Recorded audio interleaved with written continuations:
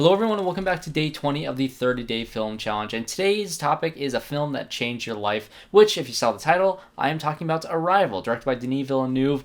This film is excellent. I love this movie from beginning to end. And short little story here, The Dark Knight was my favorite film of all time ever since 2008 when it came out, and I've since come to realize that I love that film. I have a video about it actually in my 30-day film challenge series, so if you guys want to check that video out, I rave about that movie because I love The Dark Knight so much. It's one of my favorites of all time. But there's something about Arrival that really did change my life, and I think that this film actually is probably my favorite movie of all time because this is the film that made me transfer schools and go to film school. Because in my second year of college, I had a class, my second English class, where it all revolved around writing one giant 12-page essay. And in that essay, you had to do a research topic, you had to research the crap out of this one subject, and every 2 weeks you had to do a certain deadline where, okay, you need 2 pages done. You need to expand the idea and have 4 pages. And it expanded until the end of the semester being a 12-page essay. And I will actually link it down below. The essay is called The Timely Story of Arrival, which I love that title. I'm sticking with it for this video too. But that essay is all about time and all about that theme of time throughout Arrival and how Eric Heiser, the screenwriter of this film, along with Ted Chiang, the original writer of the short story of the story of your life, which is the short story that this film is based off of, and how time is the theme, the main heavy theme in all versions of this story, and how he broke it down and how genius the structuring and the reveals of this film is. So we're going to be talking about time in this video, which I'm super excited about. So let's just jump right into Arrival. And so I will be getting into spoilers for Arrival, so if you've not seen it, I highly recommend you guys check it out. And if you have not seen it and you're watching this video, I'm going to be talking about this movie as if you have seen it, assuming that you guys have experienced this film and you know exactly what I'm talking about at separate moments. So you really do need to have seen Arrival to watch this video, so go watch it. I love this movie, recommend it, 10 out of 10. So the film opens up with Amy Adams' monologue about beginnings and endings, about her daughter, and this cold open where, she experiences the birth of her child, the good and the bad times throughout her childhood, and the tragic ending where her daughter Hannah dies from a deadly disease that is unstoppable. And later in the film you hear her say that she was also unstoppable, her personality and her lights was also unstoppable, and it's heartbreaking, but the tragic death of her daughter is what kind of starts off the story. But then you hear her say that she doesn't believe in beginnings or endings anymore. And so the story really begins about 5 minutes into the film, where you see the arrival of these alien ships, and she's walking through her school, and there's students all gathering on TV, and she just doesn't really care too much about it. She goes to her class is kind of empty, phones keep on going off, and it's an excellent build-up to the reveal of these ships, all the way up until she sees the news footage. And I talk about this in my sound class. Like I said, I've mentioned this movie in any one of my film classes. If you guys are in one of my film classes, you definitely know this. But ever since she sees it on the TV, and then she goes out of the school, and the alarms are going off in the school, and then the car backs up and hits another car, and then the jets fly by, and then all of a sudden it cuts to silence.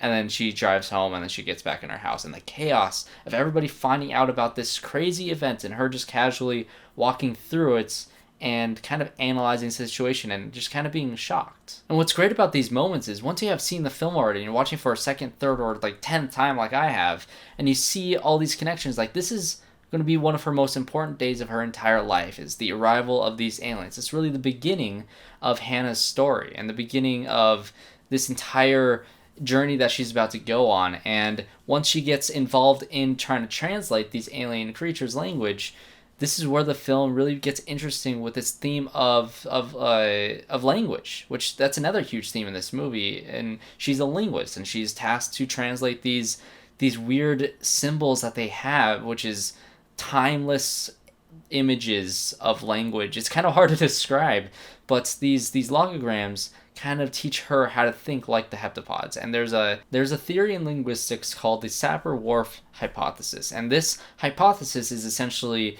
the language that you learn from a childhood, the language that you speak determines the way you think, or the way you perceive reality, is the theory. And this is a real theory. You can look it up and you can do research on it. And for this paper I did research on this linguistic teacher or professor who kind of analyzed Arrival and her interpretation of how it uses this real life hypothesis in a cool sci-fi epic way. And it's fairly accurate. Obviously, it deals with time travel and perceiving time in different ways, but at its core, at its basis, it's based in a real theory, which is fascinating. So as she learns and as she breaks down this written language, she begins to think like these alien creatures who have no perception of time, or at least their perception of time is non-linear. It's not bound to time like we have. Like, we experience one thing after another, whereas these beings experience all time at once, and they can access any moment in their past or in their future or in their, I guess they don't really have a present, but they can access all these moments and use it to their advantage.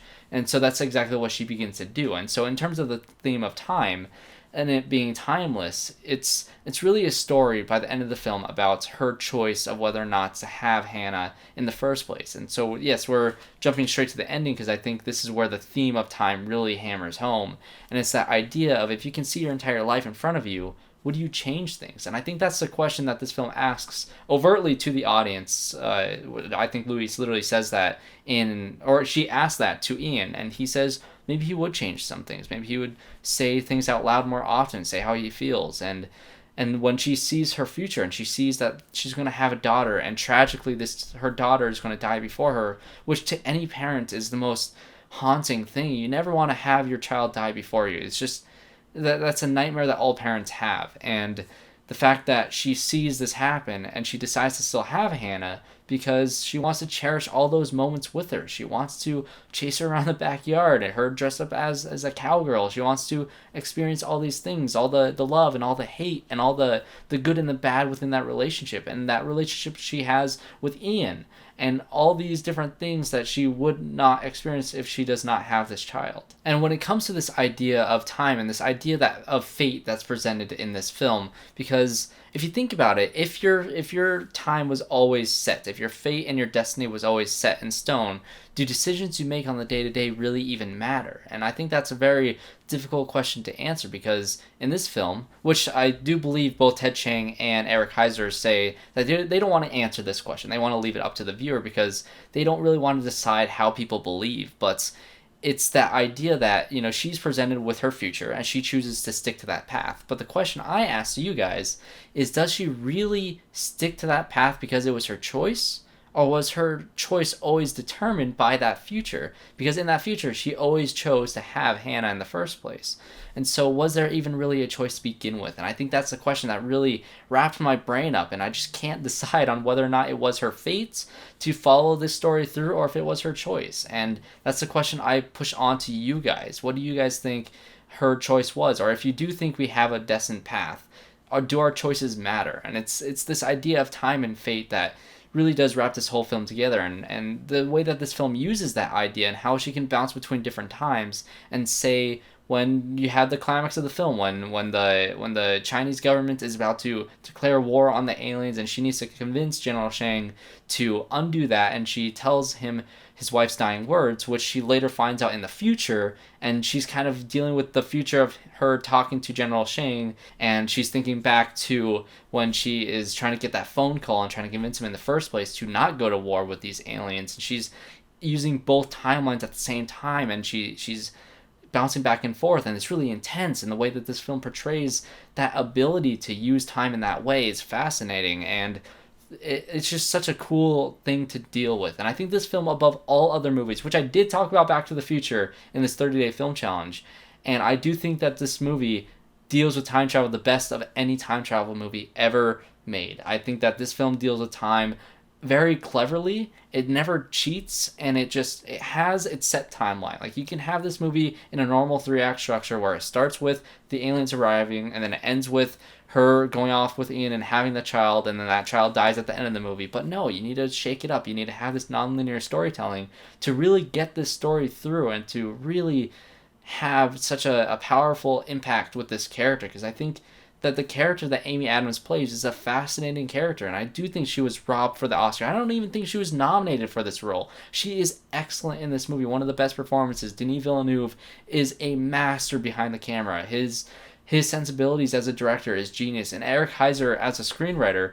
does an excellent job adapting this short story into a film taking liberties where he can, where he changes the design of the alien ships, whereas in the book I think there's over 200 ships and they're like these mirror disc things. And the heptapods had the same name and had the same look. They were super symmetrical and they had the 7 legs, and you can look at them from any corner and they would just look the same. There's no front and back to them. And that's another thing about this movie, is all these subtle hints to the fact that this entire movie is timeless. There's a lot of circular imagery. The hospital at the beginning of the movie is a round hallway. Her school, her classroom, her lecture room is filled with curved lines because circles don't have beginnings or endings. Like the language of the heptapods, they have no beginnings or endings. Like, I love the line in this film where it's, if you're trying to write a sentence with both hands at the same time, you need to know exactly what you're going to say from beginning to end, and you need to know the amount of space that sentence is going to take. And these heptapods can essentially do that in 2 seconds. And it's just a fascinating idea to think about how they perceive language, how they perceive time,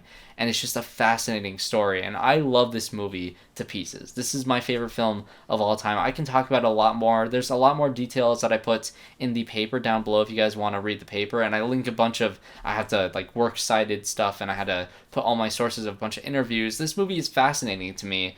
I love watching it. I learned so much more about both filmmaking and about time and fate and all these different thematic elements that this movie has.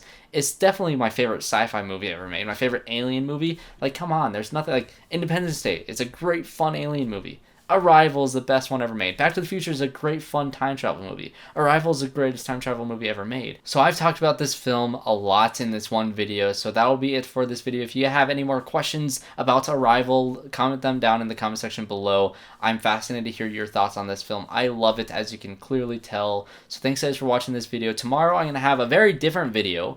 I'm going to be talking about Godzilla, which, oh boy, that is a movie that is not even close to the heights that Arrival brings, but you have to go somewhere. It's hard to follow this film. So thanks guys for watching. Check out the playlist for all the 30-day film challenge videos. Check out my documentary that's releasing on Saturday. I can't wait to release it. It's actually out now on Patreon for the Wangers Amateur Hour Films. Their Patreon has early access to it, so if you want to watch it now, it is available on there. So subscribe to the channel, subscribe to them, leave a like, comment below, do all the things, and I hope to see you all in my next video.